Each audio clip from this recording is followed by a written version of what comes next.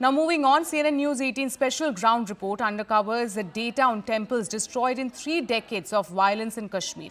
Even today, 162 temples remain in ruins, either fully damaged or completely erased from existence. Now these temples were destroyed after armed insurgency broke out in the 1990s. While several have been restored, many still await revival. The destruction was just due to terrorism, fires, floods and encroachment that worsened their condition, especially after the exodus of Kashmiri Hindus. Now, despite a court directive to protect the abandoned Hindu temples, many remain neglected. Now, the government is likely to consider their restoration under the existence scheme, aiming to bring Kashmir's forgotten temples back to life.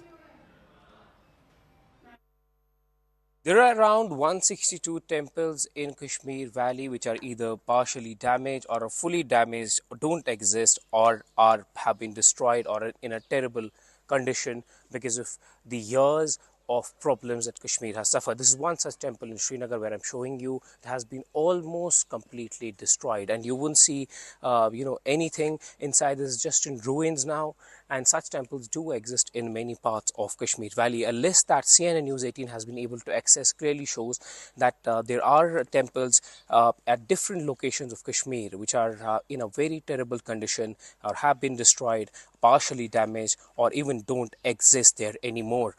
There was a public interest litigation also filed by some activists, wherein court has now asked the government to swing into action and help restore these sites and temples which have been an integral part of Kashmiri Pandit community.